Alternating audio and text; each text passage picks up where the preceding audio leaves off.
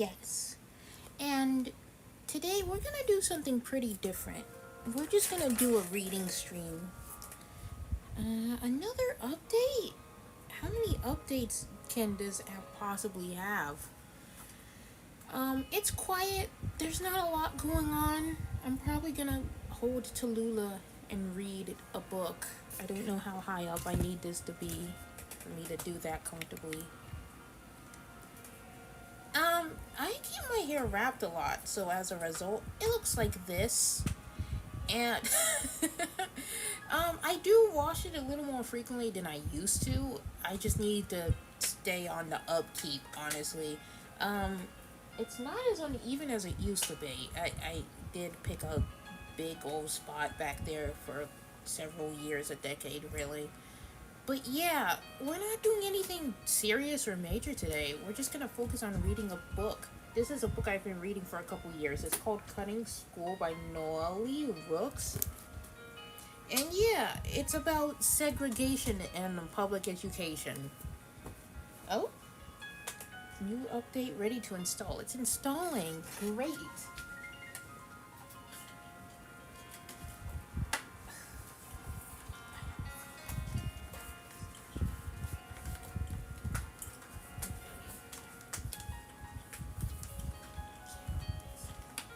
Alright. Okay.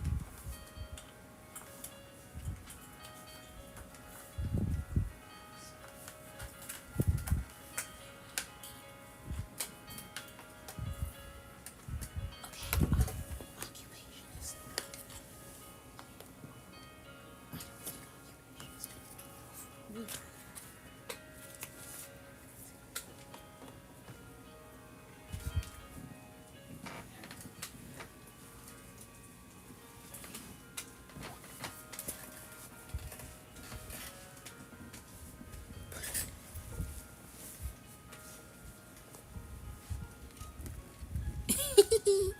I'm sorry. I'm sorry you're seeing my big head. Lula. Maybe I move it up and then bend it down. I don't know. No, you can't see her that way. Hello. She's barely in frame. Ugh, I'm sorry. There we go. Now you can see both of us. Let's go to the stream manager. And I'm gonna share. Oh, Cleo.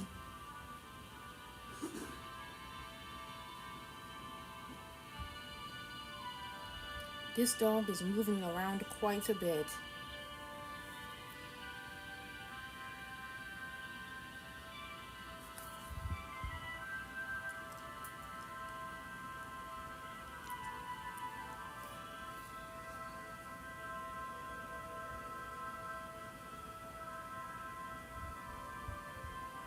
Let's read. Alright.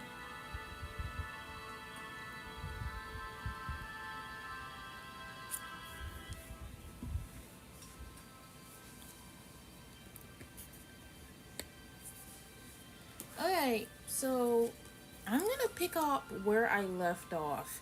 So for those of you with no context, don't worry. There's not going to be a lot of context other than the fact that this talks about resegregation of public education in the United States of America. So if it seems like I'm picking up from where I just left off, that's because I am. I wonder if I have Picos. Goodness. Um, but yeah, sorry. Let's go ahead and get started.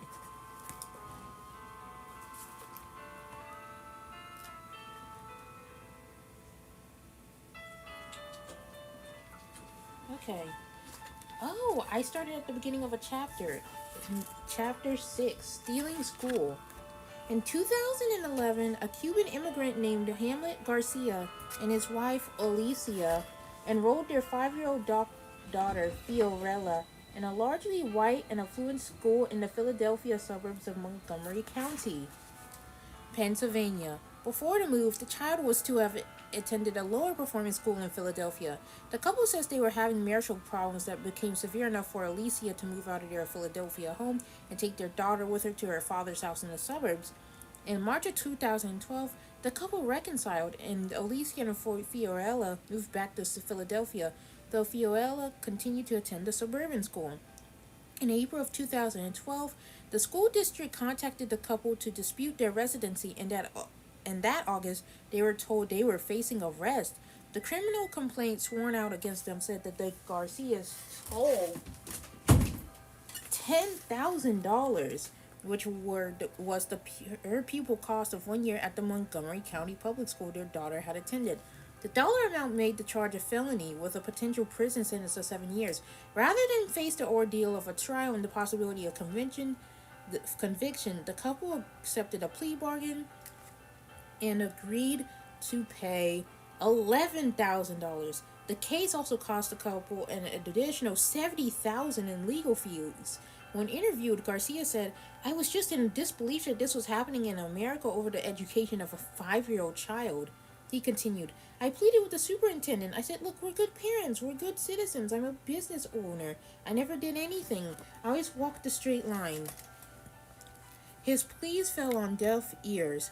Education is no longer seen as a valuable commodity just because it promises social mobility and lucrative employment.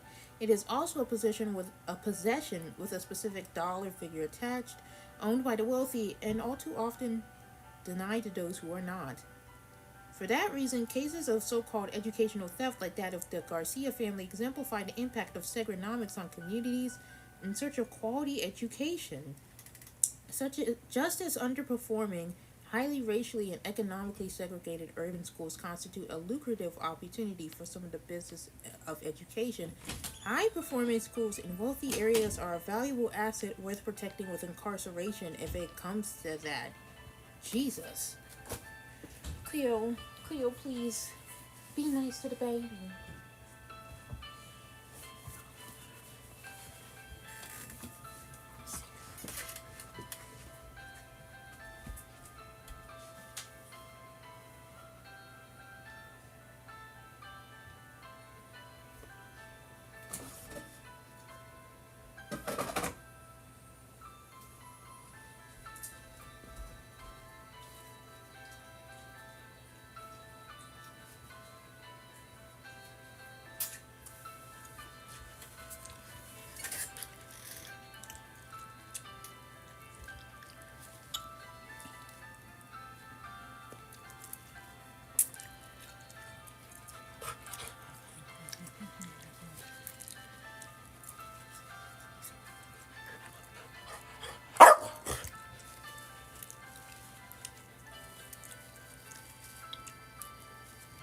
I'm sorry. I'm very hungry.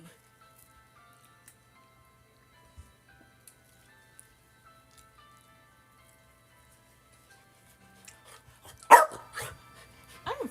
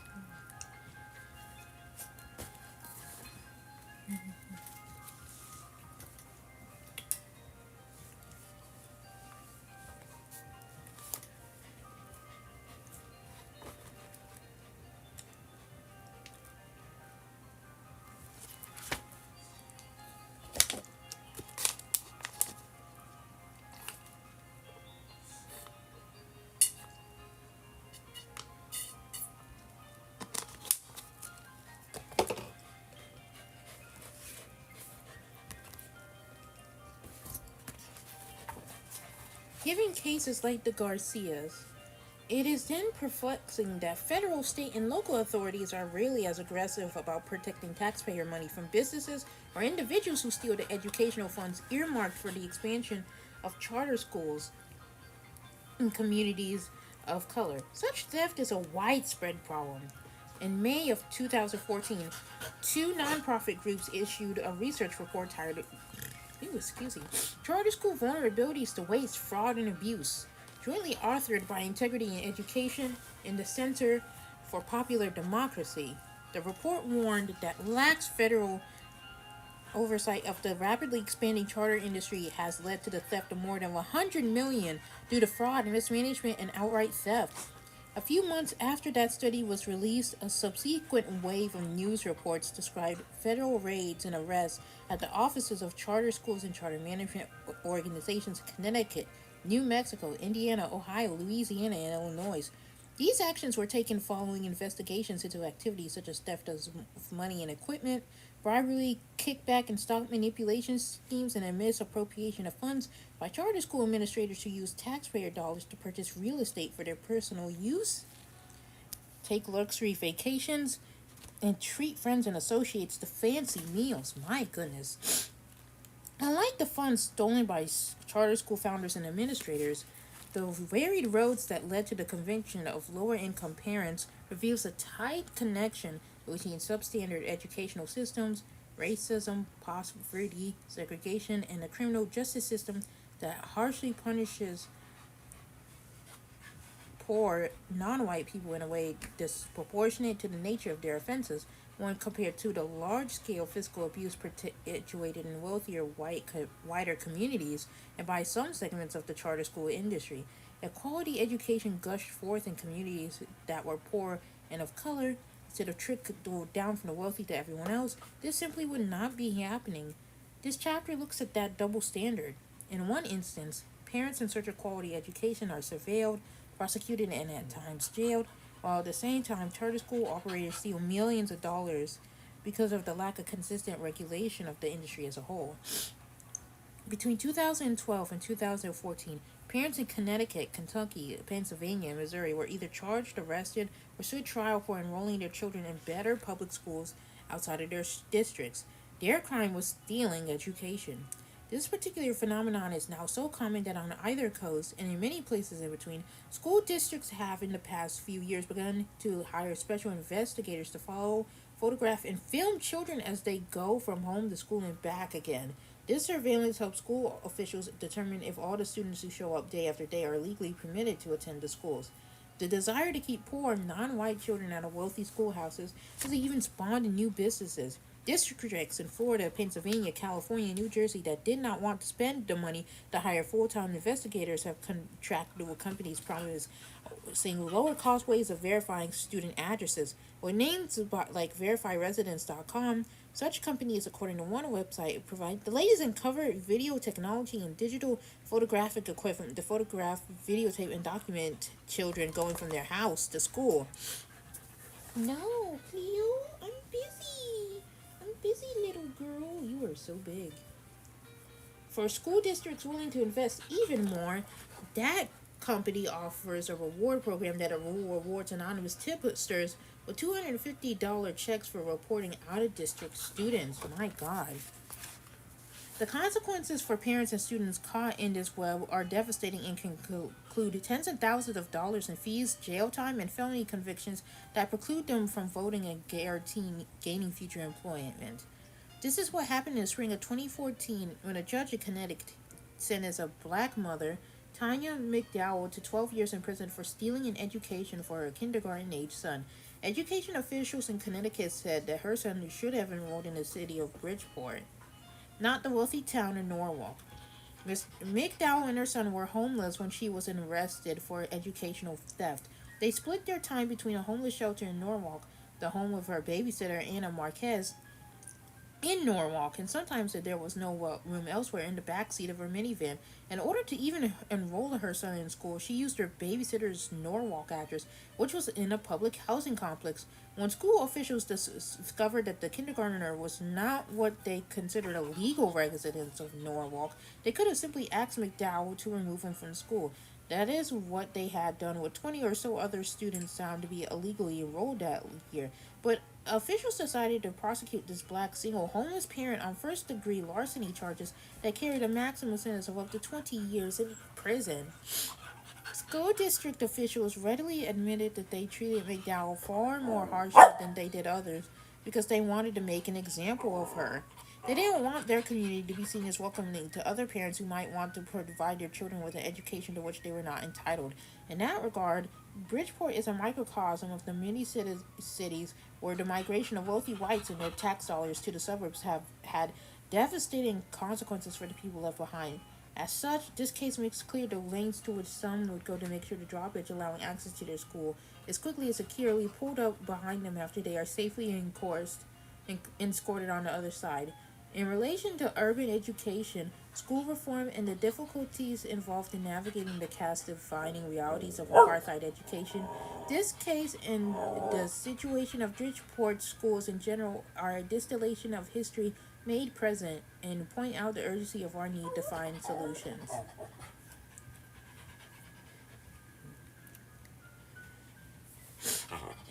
The educational impact of poverty and racial and economic segregation of Bridgeport, Connecticut's largest city, has been evident since at least 1961. At that time, in a series of articles lamenting the lack of focused attention, financial support, and viable public policy solutions from state and federal officials, the reporter noted, "What frustrates us is in this crowded, unplanned, unlovely city, there is so much to be done that no one can tell where to start."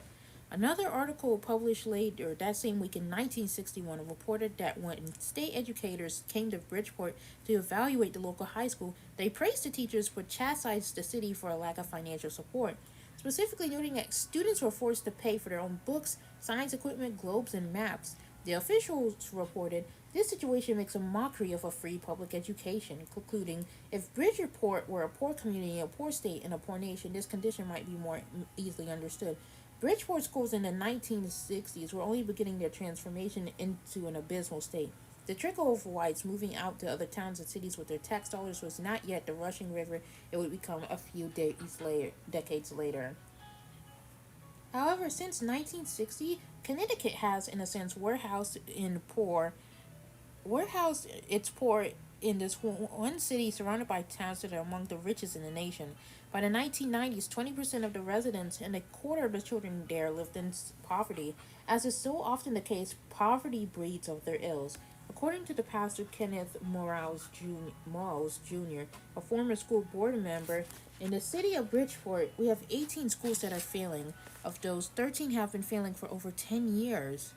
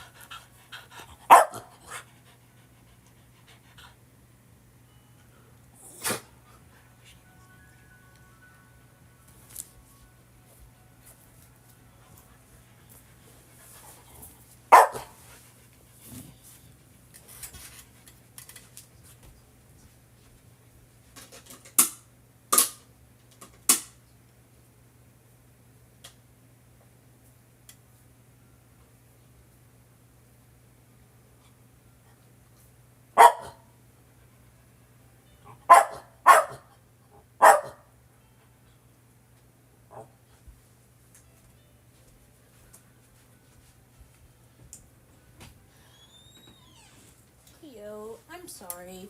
I'm trying to get her settled down.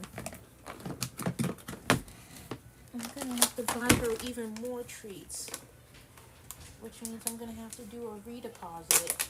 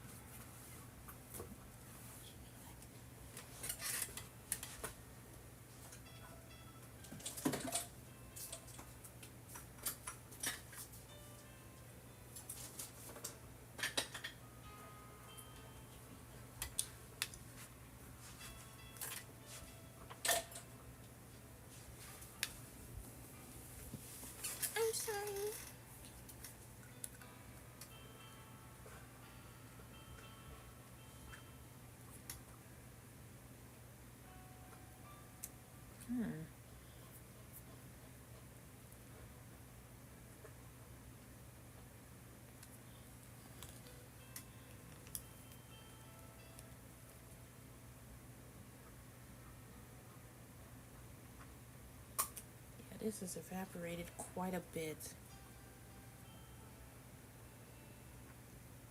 A little over 1.5. It gets. I don't have any fresh water. I'm sorry.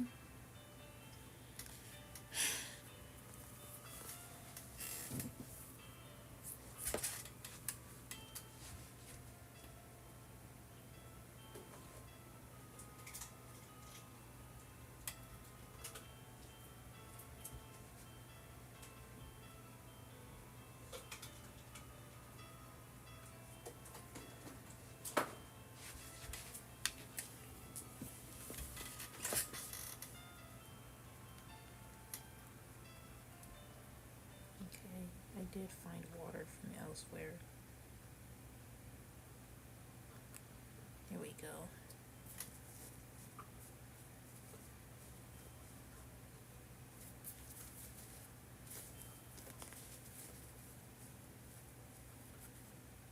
Okay, that should be fine.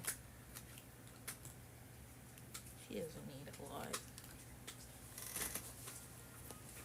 Alright, let's keep reading.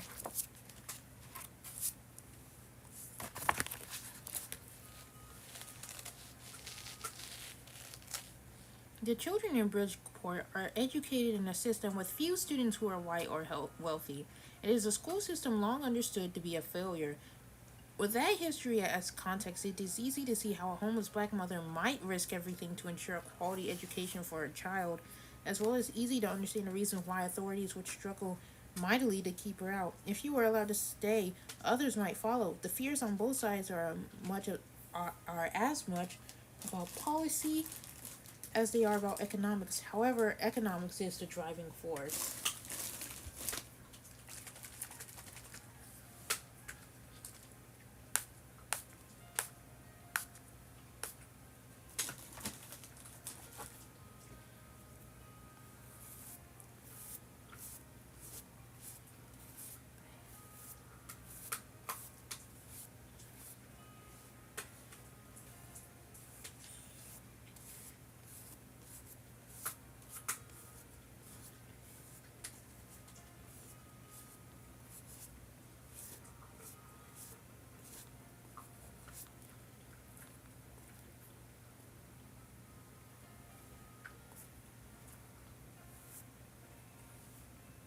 Do apologize. As you can probably tell, I am pretty easily distracted and out of focus.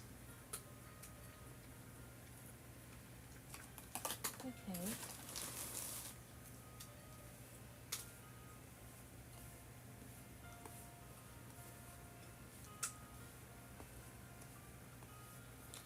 Alright. There we go. That's nice. I like her hair when it's styled this way. The Bridgeport Public Schools spend about $8,000 per pupil each year. That number is far less than what is spent in wealthy districts in Connecticut and elsewhere. A 2014 New York Times data analysis of wealth and school achievement found that Bridgeport's sixth graders were lagging nearly 2 grade levels behind their Norwalk peers just 15 miles away. Also, in 2014, the U.S. Department of Education found that Connecticut spent 8.7% less per student in its poorest school districts than it did in its most affluent ones. It was not alone in having skewed spending priorities, nor has that trend abated. In 2016, 9 states has the large disparities between what they spent in wealthy districts and in those that were poor. Arizona, Illinois, Missouri, Nevada, New York, Pennsylvania, Rhode Island, Vermont, and Virginia. When asked about his views regarding how those choices impacted the education of poor children, former Secretary of Education Ann Duncan said, "Children who need the most seem to be getting less and less. Children who need the least seem to be getting more and more. There is something unfair, educationally unsound, and frankly un-American in what is happening." The truth of his assertion about how American or not it is for the wealthy to hoard educational funds for their own children and deny them the poor students of color is at the very least up for debate. However, when we know what we know for sure is that Talia McDowell was charged with stealing What? $15,686 in educational services for his son. That is the amount, almost double what is spent in Bridgeport, that Norwalk schools spend per pupil per year each year. Despite the fact that there had previously been no penalty for so-called theft of education, the Norwalk School Board President, Jack Shamonte, in answering the question of why they seem so intent on prosecuting this one woman, replied, "There has to be a penalty for stealing our services. Right now, there is none. And setting such a precedent, perhaps school officials believe they will have an easy time scapegoating homeless black single mothers." Theo. Leo, I'm trying to read, little girl. Can I read? Can I read a book? Can I read a book? I'm sorry, you can't see her, but she's in a cute dress. Look at the doggy in a yellow dress. Sorry. Cleo! Cleo! Love you, girl. Bless you. God, I love you. Okay, alright. We will figure something out.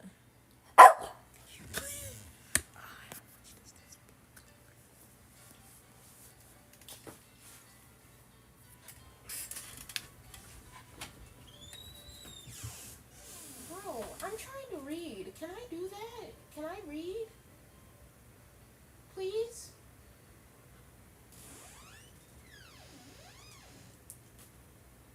Relax.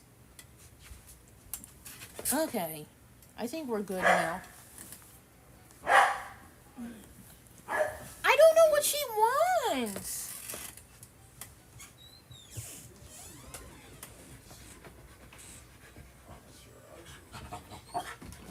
That was mean. I don't think you're ugly, Cleo. This is our last snack for you. My God, I'm really gonna have to do a redeposit, aren't I? I think we need to buy more dog food in general. Maybe we do the redeposit and then go shopping at Walmart and Sam's Club. I think that's what we're gonna have to do. Ow! Fuck.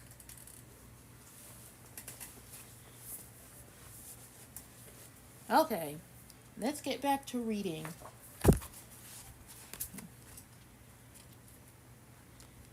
Okay.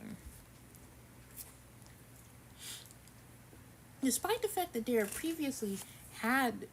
had previously been no penalty for so-called theft of education, the Norwalk School Board President, Jack Chiamonte, in answering the question of why they seemed so intent on prosecuting this one woman, replied, "There has to be a penalty for stealing our services. Right now, there is none. In setting such a precedent, perhaps school officials believed they would have an easier time scapegoating a homeless black single mother.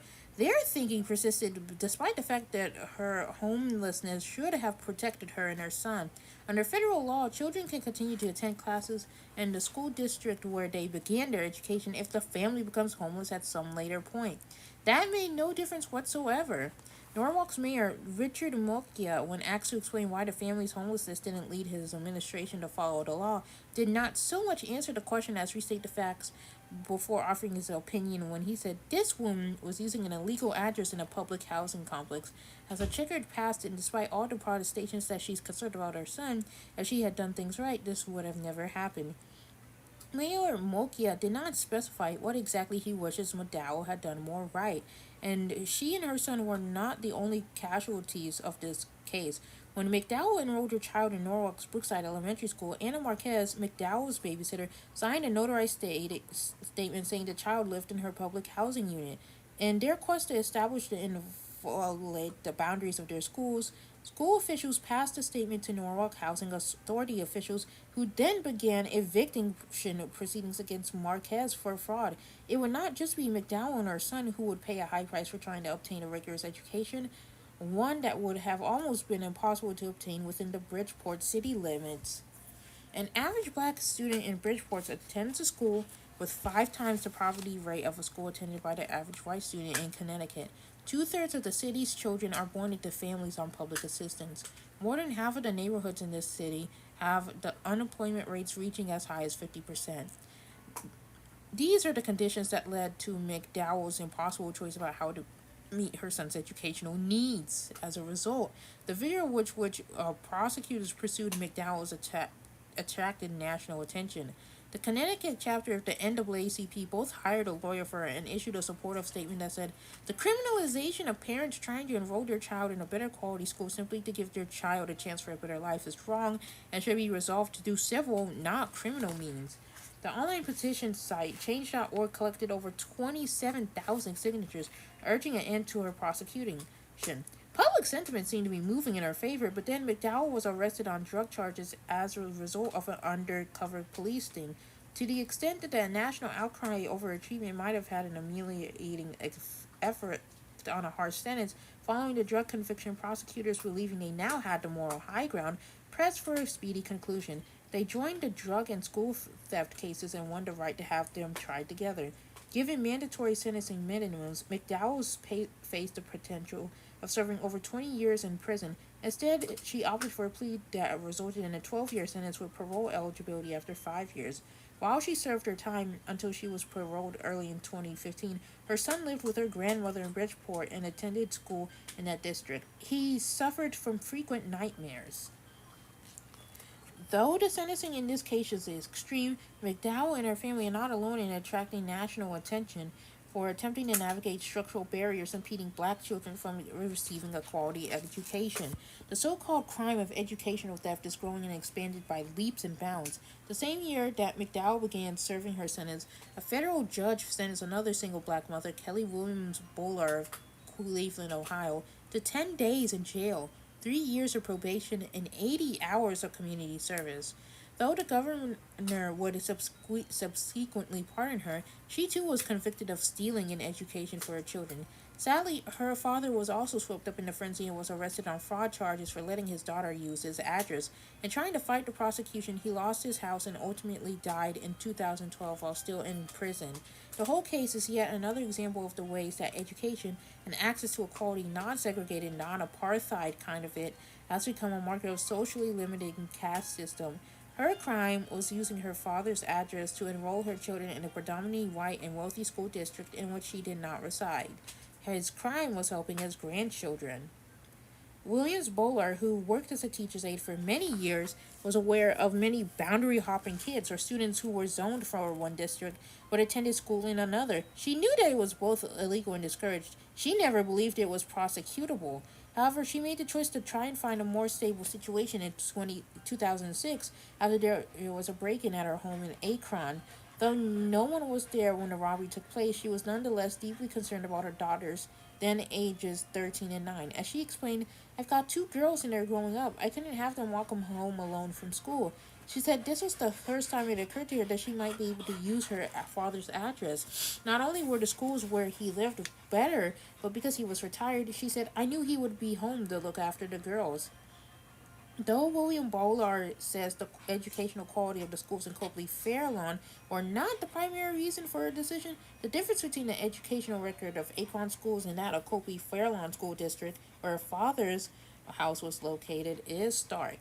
In the 2010 to 2011 year, Akron's public schools met state prescribed performance goals on just 5 of 26 categories of performance, such as high school graduation rates and standardized testing scores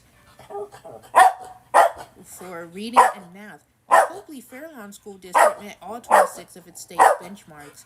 The only way for students to attend a school in the Copley Fairlawn District is for them to either reside within its borders or pay $9,000 annual tuition.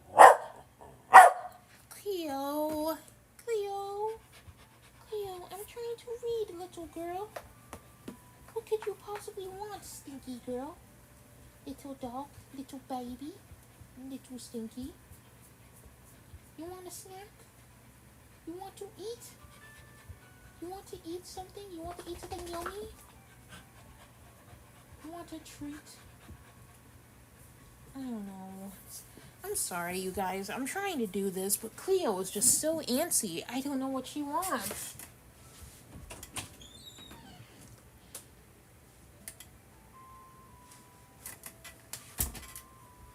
I'm trying. I really am.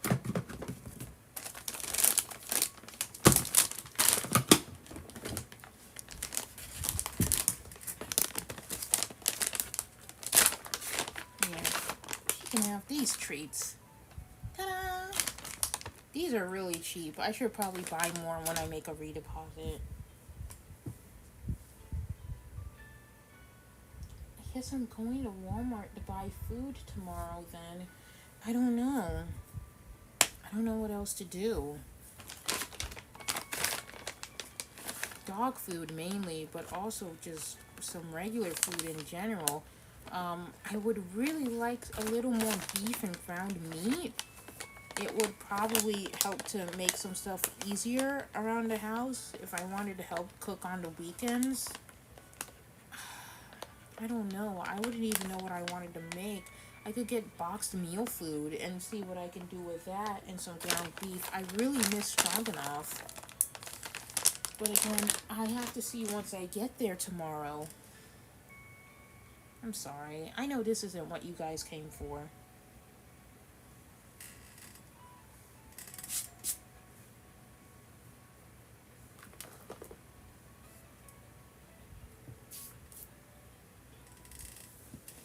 You don't hear the you didn't come here to hear me talk about my financial woes.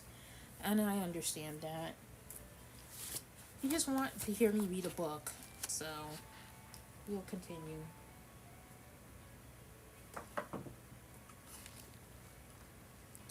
Williams Bolar, who in 2012 earned roughly $28,000, couldn't afford that kind of fee and so listed her father's address on her daughter's enrollment forms. They attended school in the district for 2 years. Though she couldn't have known it, the decision to enroll her children in Copley Fairlawn came at a time when the district was in the midst of an aggressive war against parents who tried to steal their kids' educations. To its administrators and many of its parents, people like Williams Bolar simply looked like thieves, literally stealing their school without having to contribute anything to the tax base to pay for the provided services. The residents of those districts say it's not right for them to be expected to subsidize the education of a child whose parents don't pay taxes in the district. They worry about the impact of outside enrollment on class sizes, test scores, and special education programs.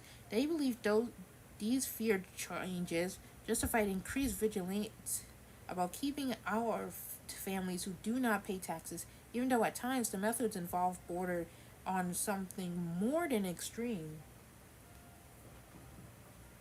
In order to fight back, the school district deployed a range of tactics to protect what it viewed as an increasingly valuable commodity. Among other things, officials hired private investigators to track parents, and in 2008 they announced a $100 bounty to anyone who turned in an illegally registered family. As Williams Bolar understands it, she was caught because a private investigator hired by the school district has sat outside her father's home for months, monitoring her comings and goings. He assembled photographic evidence that she was not of Copley residence and did not often spend nights at her father's home.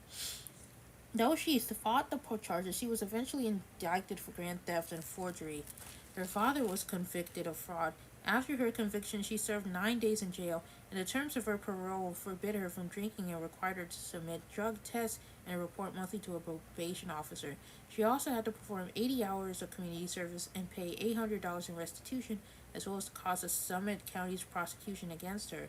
Upon her arrest, supportive groups and organizations set up online petitions, and together with one organized by a Massachusetts woman named Caitlin Lord, garnered 180,000 signatures calling for Governor John Keish to pardon her. He did so, but the conviction still remains on her record.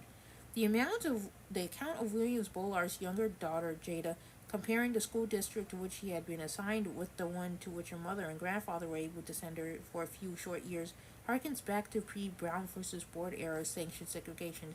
She remembers, "We had things that I would never even think an elementary school would have. We had a computer lab. We had the garden outside. We had our own greenhouse."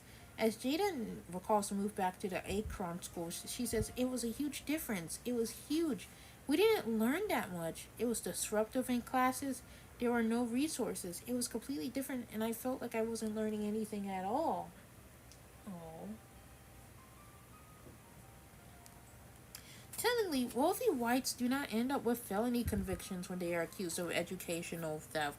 Consider the case of Mark Ebner, a Columbus, Ohio parent who illegally enrolled his children in a neighboring suburban school district. The Ebner family primary residence was a $1 million property just outside the suburban district's borders. When Ebner found out that private investigators were tailing him, he reportedly arranged for a house swap with relatives inside the district. He didn't sue the district for spying on him. Wow. The same year that Williams Bowler and family were engulfed in their court case, the Ebners were able to use their wealth and privilege to evade the grasp of the criminal justice system, and their children continue to benefit from attending a higher quality school.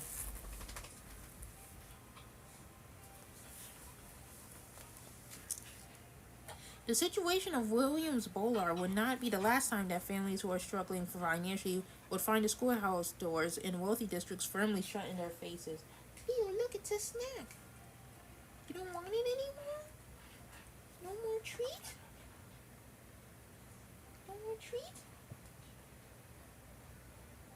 Those are the only treats we have left. You ate everything else.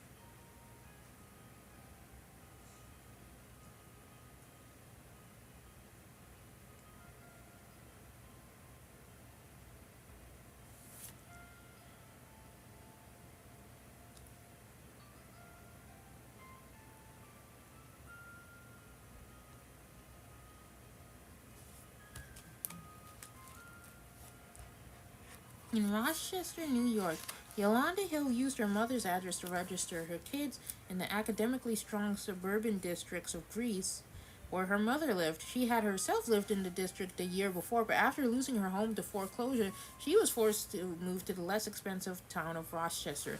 Wanting to keep her children in a stronger district and give them opportunities to maintain their social networks, Hill chose to keep them enrolled in the Greece school district. She was charged with third-degree larceny and first-degree of offering a false instrument for filing. Both of these charges are felonies. Officials found out about Hill from Kevin Dangan, a former law enforcement officer who worked for the Greece school district.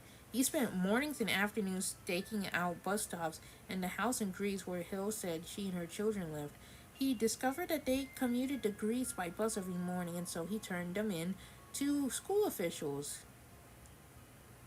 Jesus. That's gross.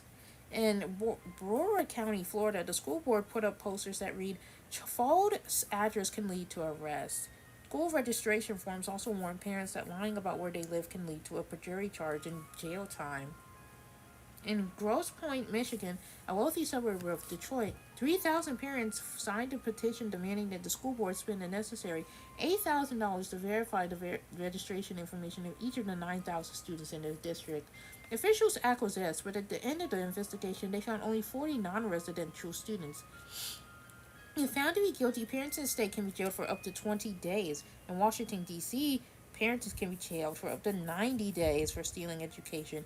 And in Oklahoma, perpetrators can be jailed for up to a year.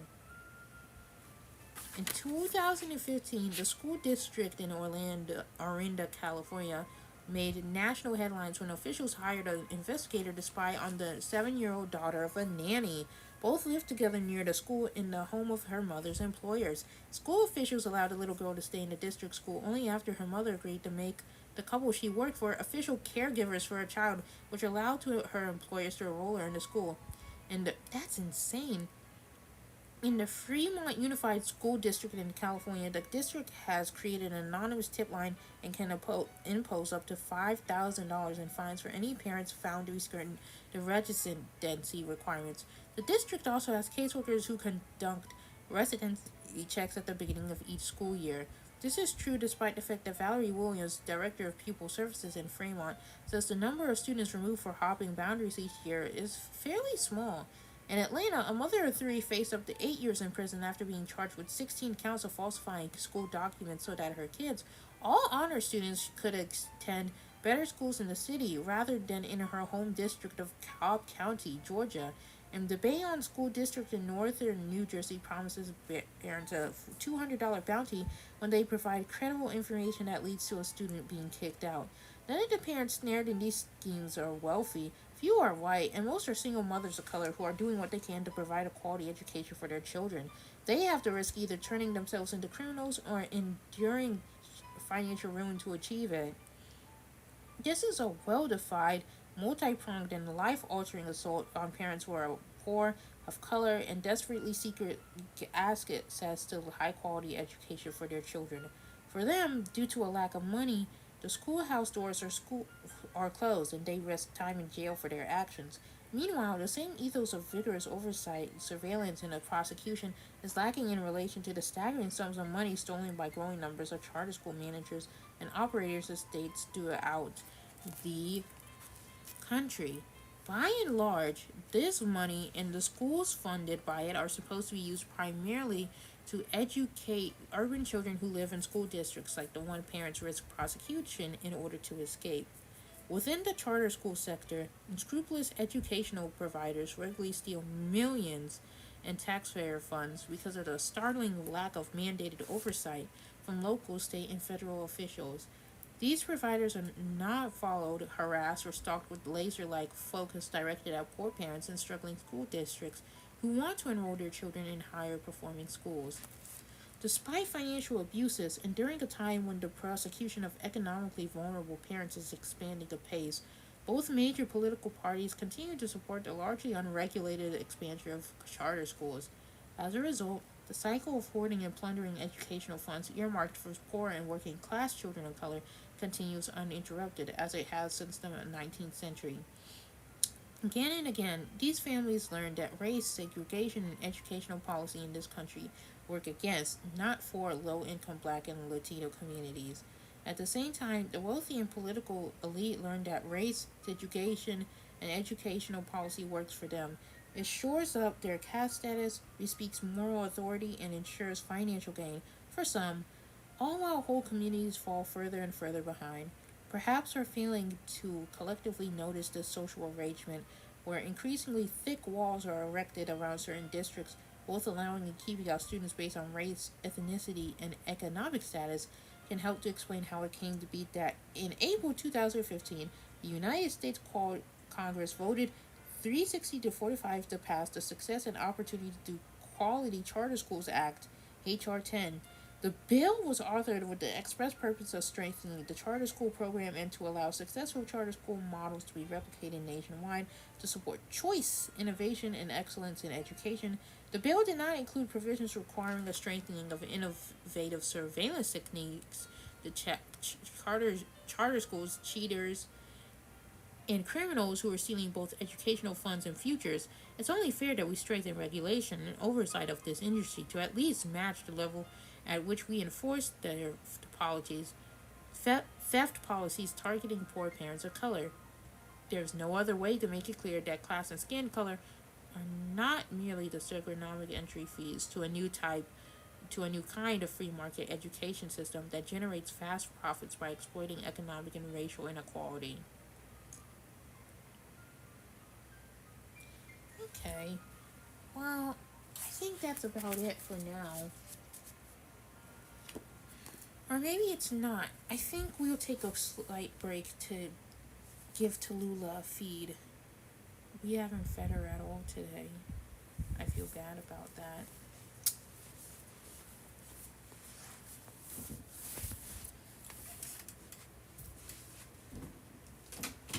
Oh, let's get you some water, Cleo.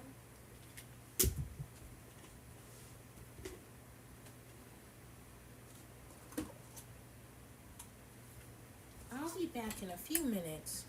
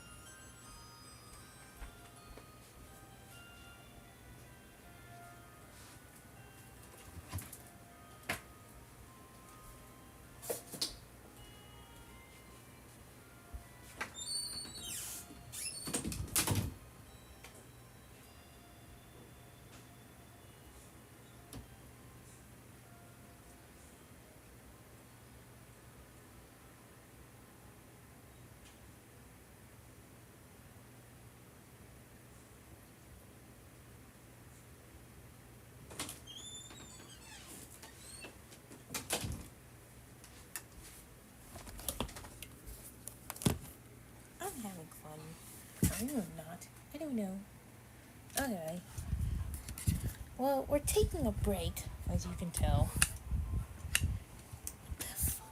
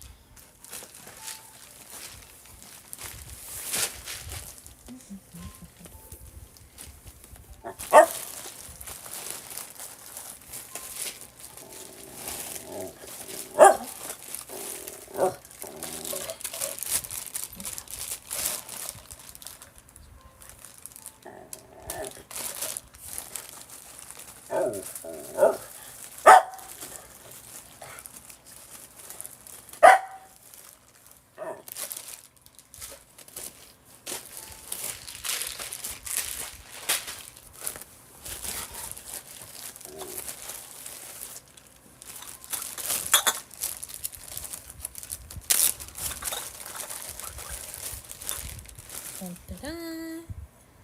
Even flow glass bottles. I got these on eBay. I don't need the nipple.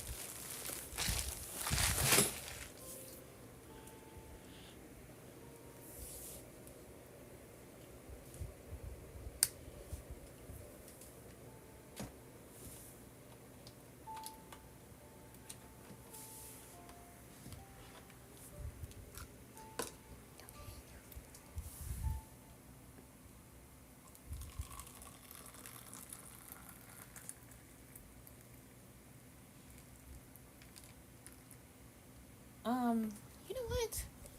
This might be a bit much. I know. Let's get Cleo some of her wet dry food, her gravy train. That's what we will do.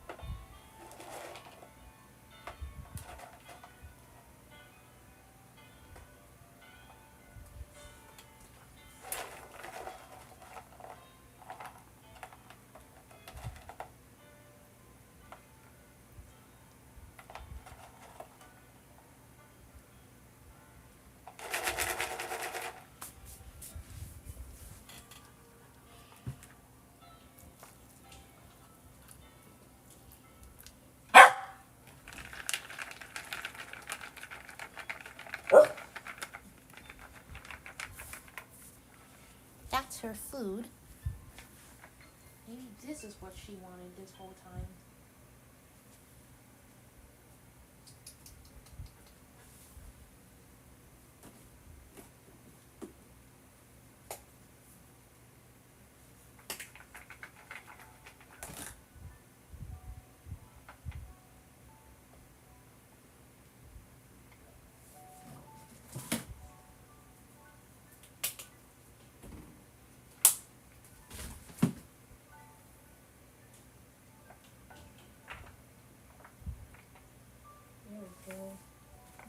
powdering in paprika. She will love it. Hey, dog.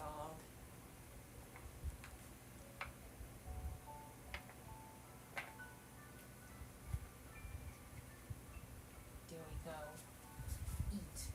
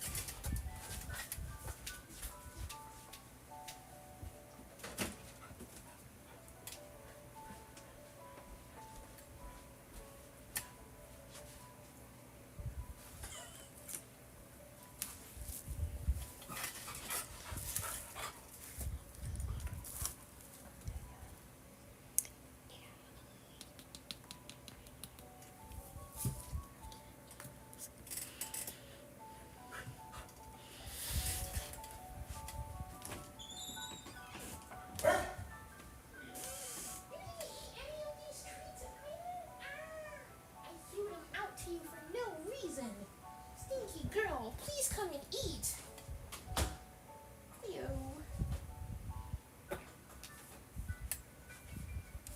Okay, well, this is by far the biggest feed I've ever mixed, which is why I'm using this big bottle. As you all know, it's 1 scoop per 25 milliliters of water, and a full cup of this is 50 milliliters.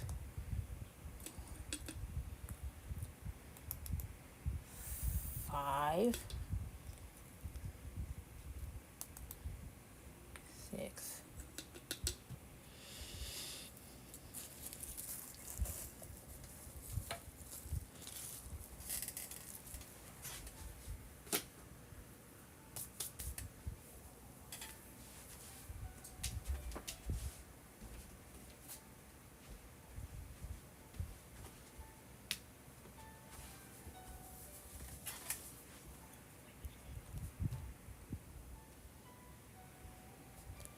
Oh, it's hot.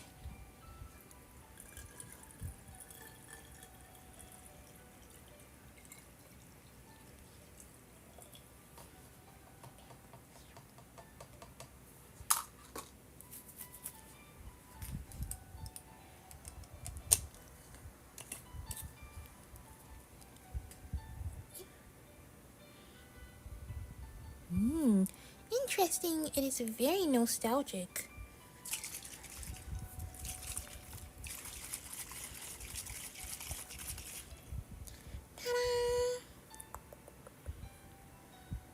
Ta-da! There we go. I think this is in ounces. Yeah, this is a little over 5 ounces. That's impressive. We're gonna sit and let that cool for a bit. I feel like it's a bit hot to put in the bag to feed her right now. But it's good and I do like it. If you read a little extra. Oh.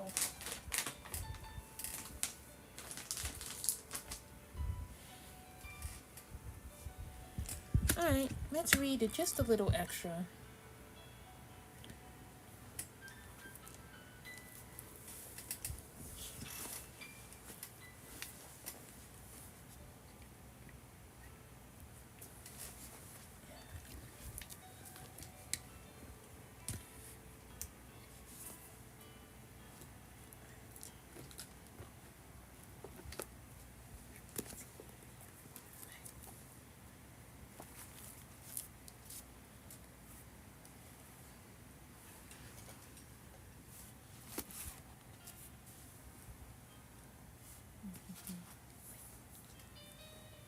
The theft of public funds. Alright, let's read for a bit before we do our feeding. Everyone who met him said Christopher Clemens was charming, competent, and seemingly stable. He was the founder and chief financial officer of a highly regarded charter school, a magna cum laude Ivy League graduate of the University of Pennsylvania, and had also earned an MBA from the Massachusetts Institute of Technology. He arrived in Atlanta and had strong credentials indicating a well-vetted background via the education reform movement. He'd served as chief financial officer of a Boston based nonprofit that works to create high performing charter schools across the country. Perhaps all of those seeming markers of trustworthiness explains how it was that Clemens was able to steal so much for so long. Wow, stealing. Theft. Enough! In May of 2016, authorities sought his arrest on charges of embezzlement of school taxpayer funds and fraud.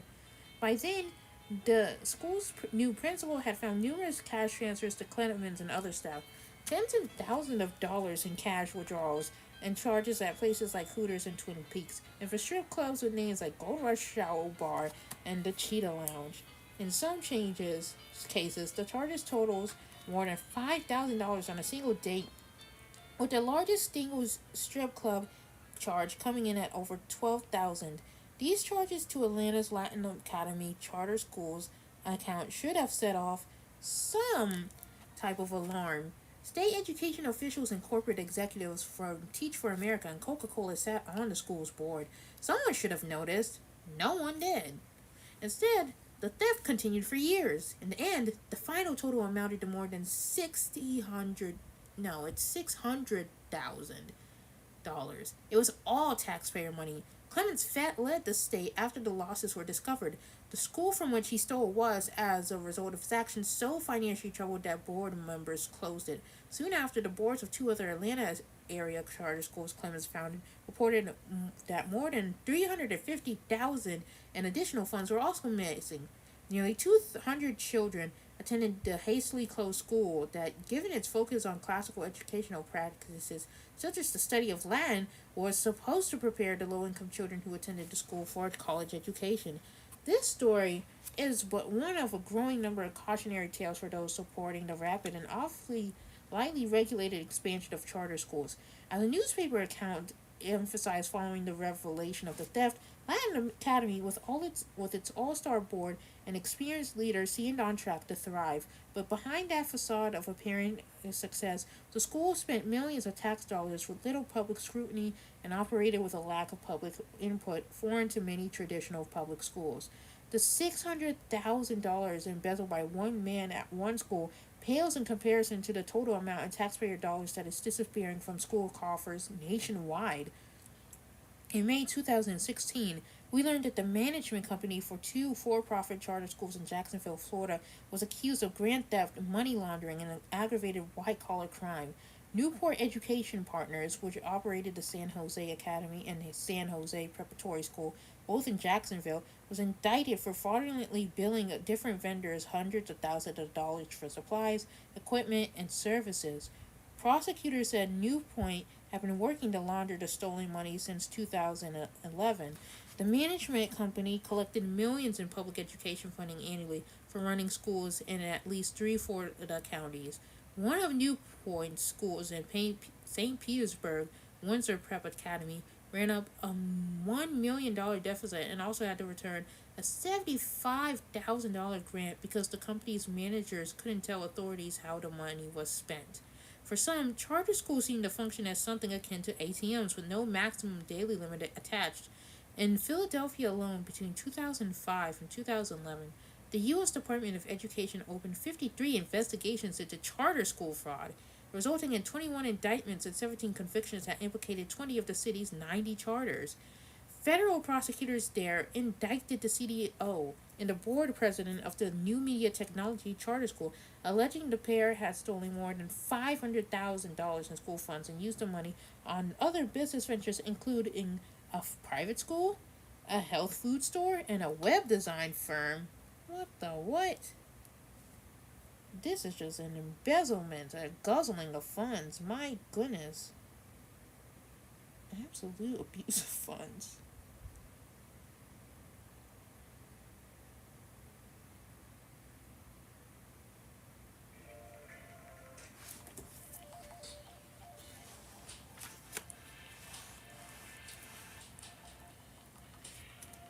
At one point, the two hired a marketing consultant for their health food store, gave an office in the school, and paid him with school funds. It's crazy. At the Philadelphia Academy um, charter school, founders solicited bribes and kickbacks from the school vendors, submitted fake invoices for reimbursement, and hired a contractor to help destroy computer records that might implicate them. The former CEO admitted to stealing roughly $500,000 from the school by, in part, raiding school vending machines for the coins collected there. $500,000? That can't be the case. It can't only be from school vending machines. That's insane. No way. Ugh. And unfortunately, Philly is not the only city with this record. In 2010, L. Lawrence Riccio, Riccio, the founder of a DC-based charter school, was investigated by the FBI for financial misconduct, including having the school pay for his international travel and charging it for purchases at Victoria's Secret and a wallpaper shop in France where he owned property. In California, Stephen Cox, the founder of what was once California's largest charter school chain, the California Charter Academy, was charged with multiple counts of grand theft after a state audit failed to account for roughly $23 million in taxpayer funds.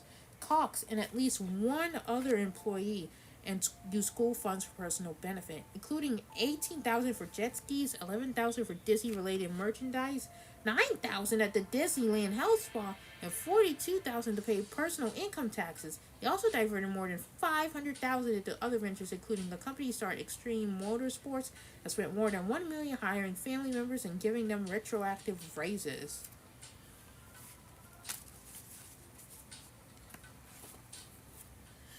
Okay, well, we're gonna go ahead and set the milk up. Here we are. I don't know if it'll be a wise idea to pour it directly into the bag.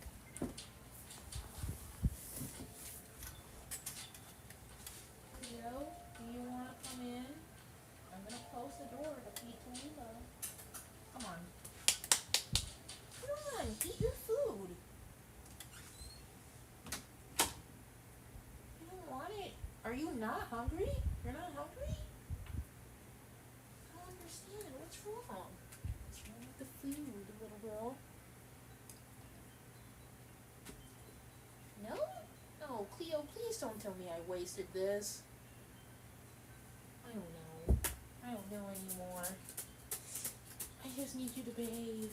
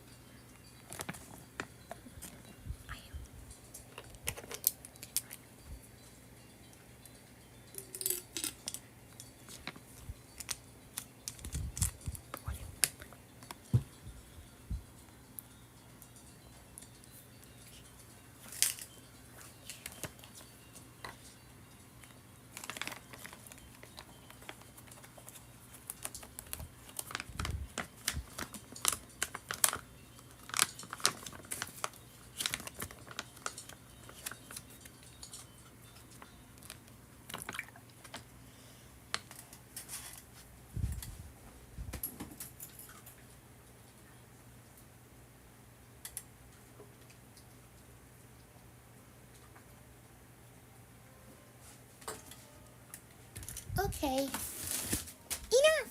Oh. Please.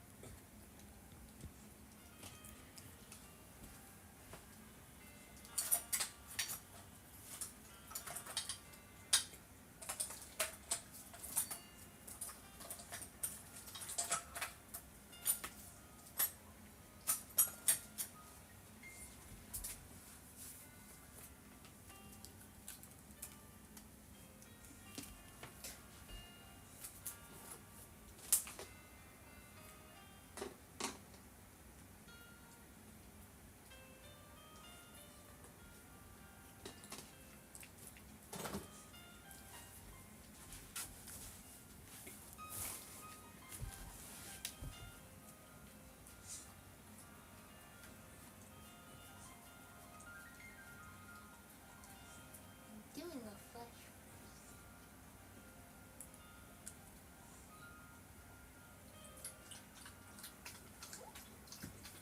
Oh, you probably check and see which way it's pointing. To make sure it's pointing, the tubing is pointing the correct way. Yeah, let's face it back. That tends to work a lot better. There we go. Now this is the first time I've fed Tallulah this much before, as I said earlier. So hopefully this won't be too bad. I did do 125 last time with no incident because I pushed the tubing back. So hopefully this should hold 150.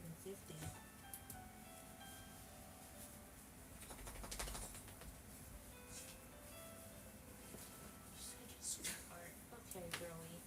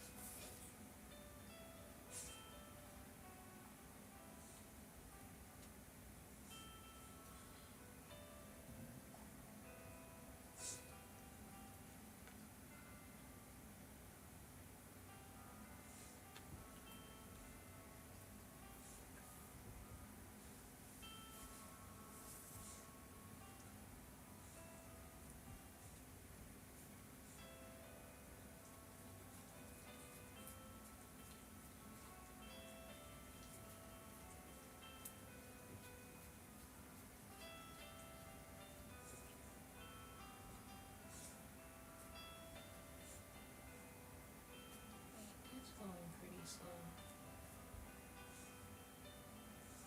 All things considered, I'll go ahead and continue reading while the feed is flowing.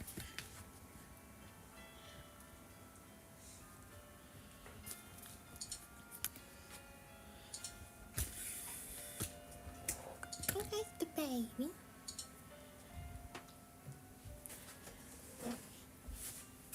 Oh, Cleo, you ate your food. How nice.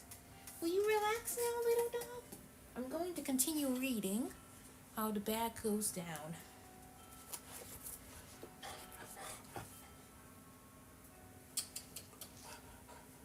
Preston Green, an urban educator professor at the University of Connecticut, warns that the underregulated growth of these publicly financed, privately run institutions is more than just a drain on taxpayer dollars and could result in a type of financial bubble in black urban school districts. Many black parents, he says, are unhappy with the state of traditional public education in their communities and view charter schools as a better alternative. But along with such schools comes the potential for educational theft, and it is not a stretch to suggest that these transactions could create a type of educational financing bubble, not unlike the subprime mortgage debacle that led to the 2008 recession. Indeed, in the run up to that financial collapse, we as a nation learned quite a bit about the inner workings of subprime mortgage lenders who steered borrowers into risky loans and targeted home buyers, particularly black and Hispanic borrowers, with excessive fees. It was incredibly lucrative for some, but was equally unsustainable. Green says charter schools have engaged in practices that are successful because they take financial advantage of the fears of vulnerable parents who lack the political power and financial resources to advocate for change in their existing system. He goes on to note that because of the desire for more educational options, poor community of colors are more likely to support policies that create the conditions for more charter school bubbles. According to the research study, this is happening because supporters of charter schools are using their popularity in black urban communities to push for states to remove their charter cap restrictions and to allow multiple authorizers. At the same time, private investors are lobbying states to change their rules to encourage charter school growth.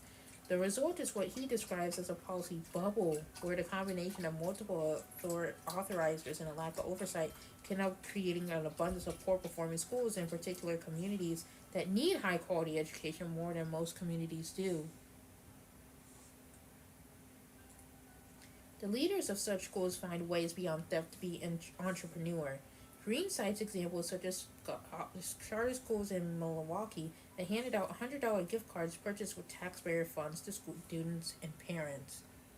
They were given to those who successfully encouraged other students to enroll in the school and to stay long enough to qualify the school to collect state educational funds allocated on a poorer student enrolled basis.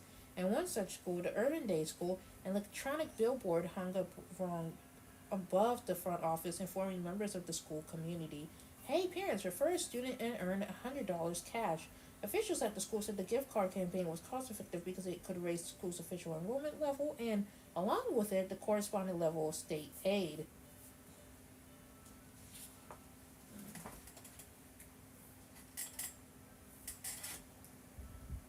It's going down. It's just going slowly.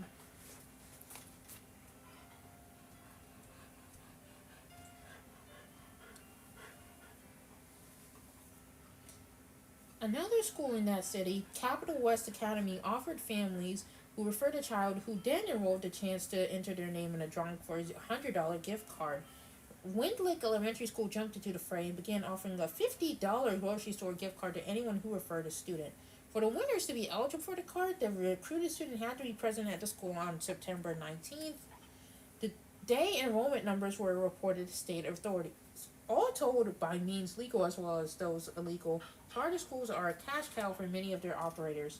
Over the past few years, as black and poor parents were jailed for stealing education for their children, we have seen a flood of FBI raids on charter schools all over the country.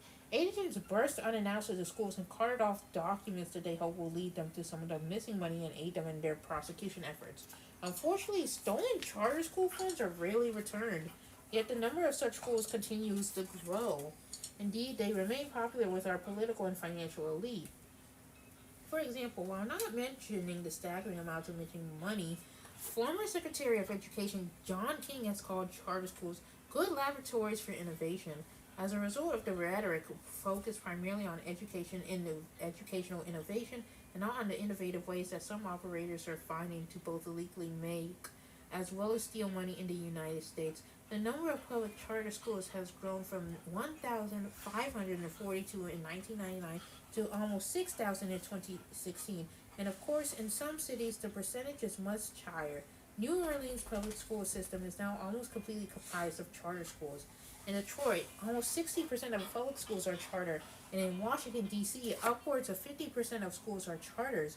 And as the number of charter schools across the country continues to grow, the doors to almost 4,000 traditional public schools have closed in the past 10 years. Cleo, no, you can't go out, little girl.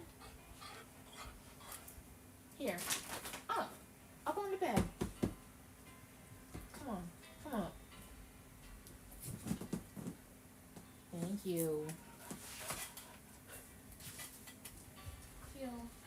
you to behave and sit well.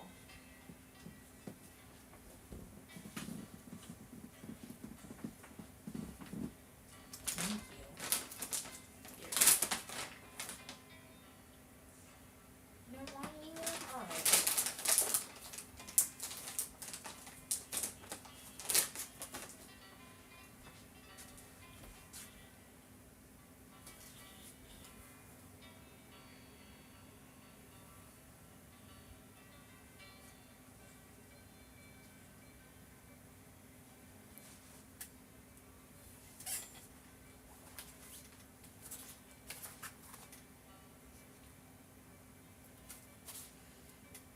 And as the number of charter schools across the country continues to grow, the doors to almost 4,000 traditional public schools have closed in the past 10 years. The popularity of charter schools and their ability to fill a long held educational need in the poor communities of color speaks primarily to the deeply frustrated desire on the part of black parents for public schools to provide their children with a quality education. Though it is tragic that there are so many willing to profit from that desire, there are some who have long supported the aims, goals, and outcomes of charter schools who are now starting to notice the extent to which money, more than good works or closing achievement gaps, seems to guide many operators. For example, Rebecca Fox Blair, a charter school administrator and founder of One Small School in Wisconsin, shared in an interview that she was discouraged by how the charter school movement is changing to focus on money making potential rather than on so called innovative teaching. She noticed this shift in 2010 when she attended a national charter school conference.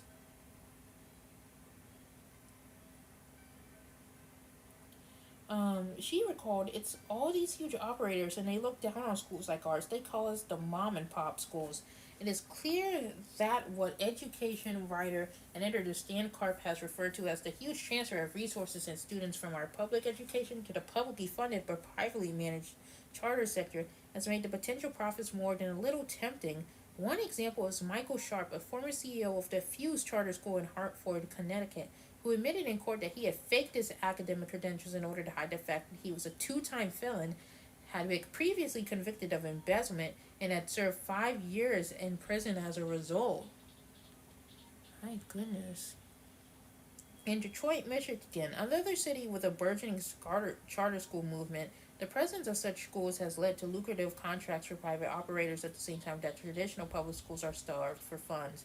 According to Tom Pedroni, an associate professor in the College of Education at Wayne State University, one school bought useless wetlands, another overpaid by a lot for their school property, and another gave its administrator a severance worth of more than $500,000. Two-thirds of the National Heritage Academy schools across the state pay as much in rent as tenants in Detroit's Renaissance Center, which has expansive views of the Detroit River, Padroni said. Charter schools are an opportunity for an educational gold rush as much as they are an answer to an educational crisis in poor communities of color. And in addition, for all the talk of how we need to improve public education for low income students of color, one of the primary forms of so called help has, as a sector, caused taxpayers dearly in terms of looted, plundered, and misappropriated funds. And one state after another, investigators are brought to like activities such as theft of money and equipment, bribery, kickback and stock manipulation schemes, and the misappropriation of funds by charter school administrators. Though necessary, these complicated investigations into charter school finances are not inexpensive, and in addition to the stolen funds, constitute an added cost to taxpayers. Towards that end, at least one group has already filed suit, alleging that federal policy supporting the rapid and unregulated expansion of charter schools violate the rights of non-white students.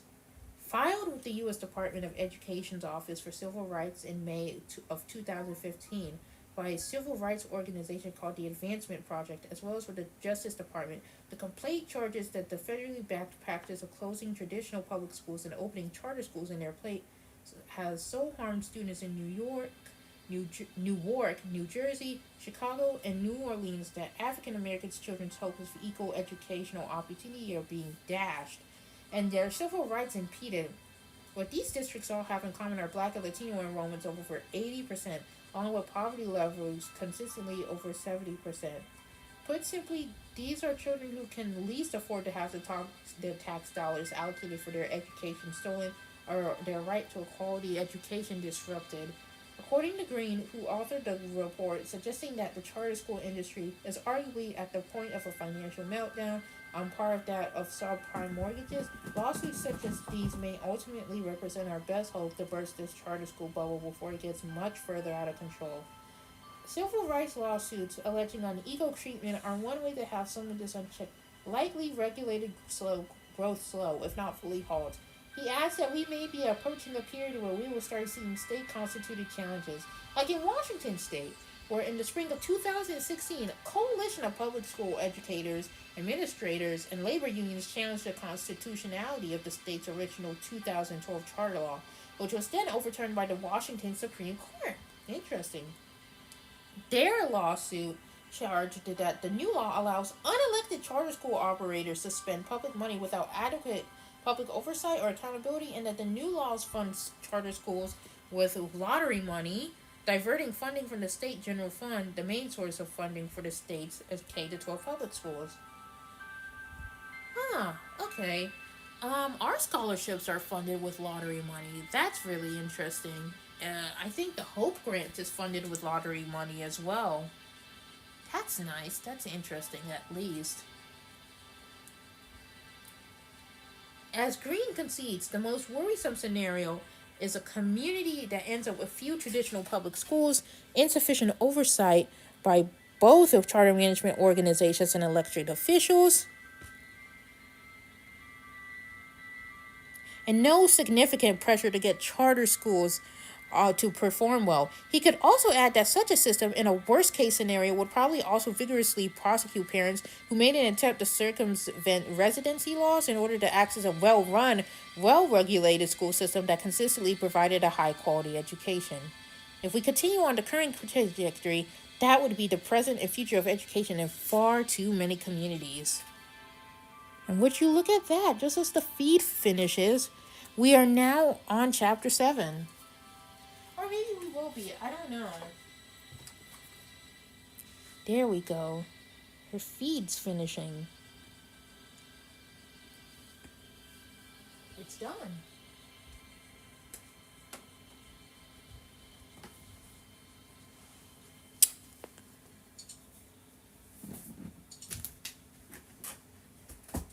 Alright, so how well did we do? Let's get a spare diaper and a mat first.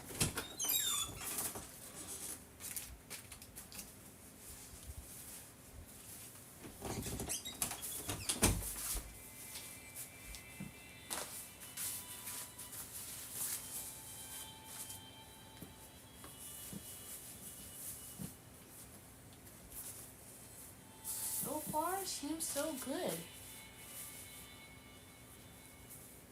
Only a little bit of dampness, but no leaks. Wow. That is 100% a full diaper.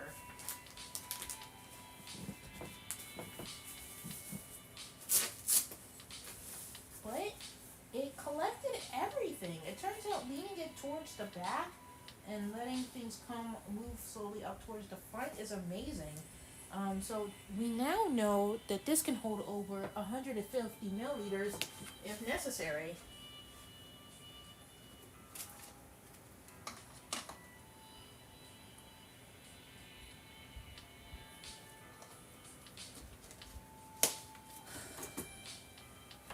Hello!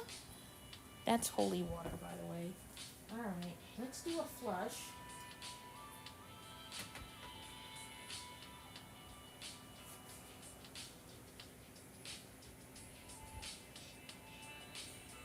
There we go.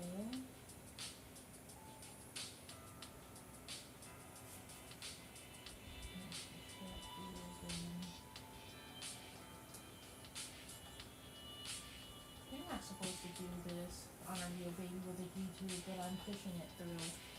Closing it out. There we go. Now we can wipe and change.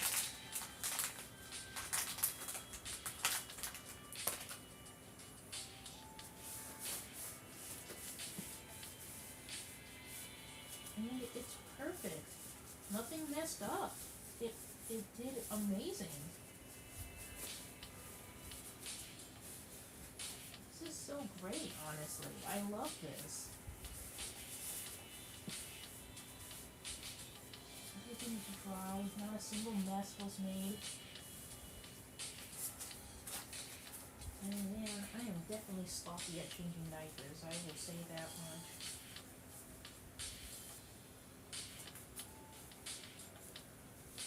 But yeah, 150 milliliters, easy peasy. That's awesome. Now that she's wiped and dried,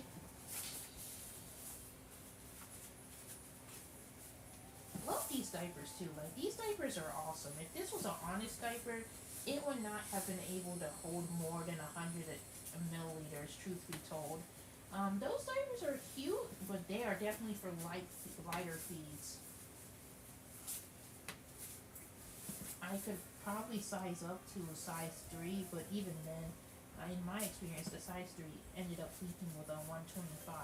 So, Terra diapers, these aren't cloth diapers, but these plant-based pulp diapers are amazing. They're incredible, and they get the job done. I think Millie Moon is made the same way. I will buy some Millie Moon and see if I can donate the rest. But obviously, not today or this week. I have to go to Walmart to buy more dog food. Oh, she's awesome. Not a single mess or stain on her. How amazing. All right, let's get you settled down then. Mwah. Okay. We're gonna clean this area up. Hello.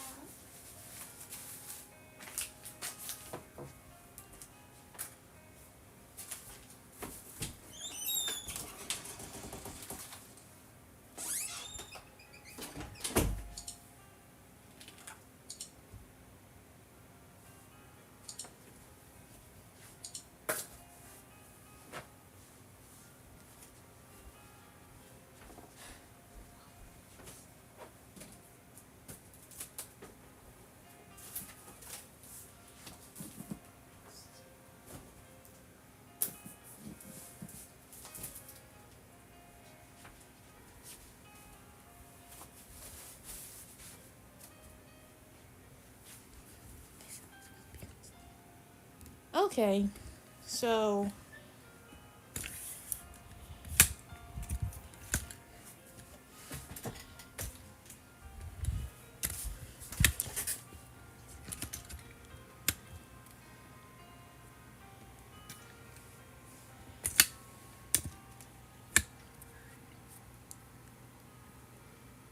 okay, thank you so much. So I managed to read all the way to chapter 7. And as you can probably tell, there's a bunch of highlights and stuff throughout this book. So maybe I'll go back and highlight over what I found was interesting or not. I don't know. But thank you for showing up. Like I said, this was gonna be a boring stream. I did nothing but read, and we cuddled Tallulah, and we made sure she ate. And I am just going to see who I can raid. Hopefully I can raid Gia.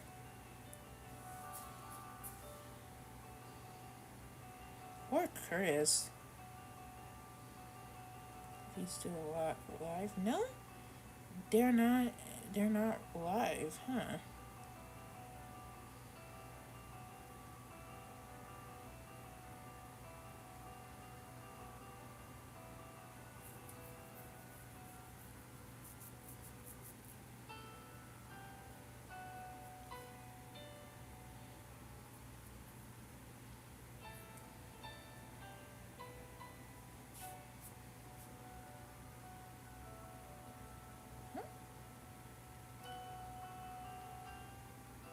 Start raid.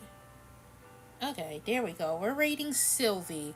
So everyone, be nice and be kind to Sylvie. Show her some love. Be good. I love you so much. Be kind. Be awesome. Good luck. And I really appreciate the fact that y'all showed up. Sorry, I was trying to get the emotes to come up. Oh, but thank you. Hopefully I'll be back tomorrow to paint Ramon. I hope the person who really wanted to buy Pepito buys them this weekend. I don't know. Saturday, UPS is open. I would like to get him shipped through UPS if I can. But if not, then I will just keep bugging that person and hopefully they'll be able to buy him soon. I don't know. Thank you so much. And you guys have a blessed day. Good night. I love you. Go to sleep. Good night.